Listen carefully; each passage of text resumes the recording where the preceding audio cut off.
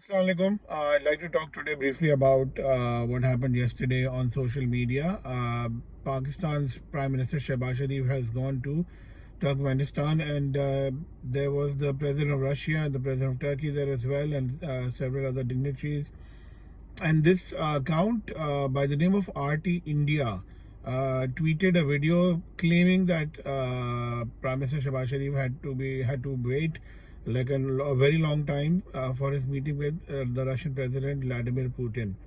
And what was interesting to note was that this RT India uses the same colors and the same logo as the Russian state-owned channel, and its handle is RT, which is quite well known.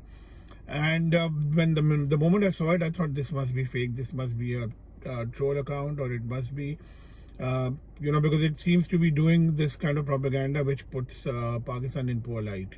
And that's normally unfortunately done by neighbors, and especially by those people who are closely allied with the ruling BJP and its PM. And the way this tweet was done, it seemed as if like the BJP IT cell had done it. And I immediately tweeted as well that this has to be fake. It's likely to be fake, and it's exaggerated, and it's disinformation. And then we saw this tweet retweeted and reposted by several Pakistanis as well. Unfortunately, several senior leaders of the PTI. I'll share the screenshots with this clip. And then later on, RT India then made a post saying that we are sorry. They didn't apologize. They said that we had to delete the post because it misrepresented. It may have, quote unquote, may have misrepresented the situation. It should have apologized. It should have issued an apology. It didn't do that. And by the time it deleted the tweet, over 2 million impressions had come on it. So the damage was done.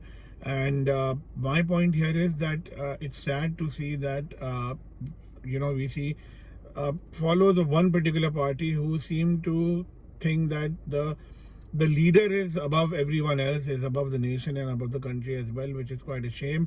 They should know that, and I'm sure they know that all these troll accounts are there to spread disinformation against Pakistan, especially after Pakistan gave a sound beating to the Indian Air Force and to the Indian military in May.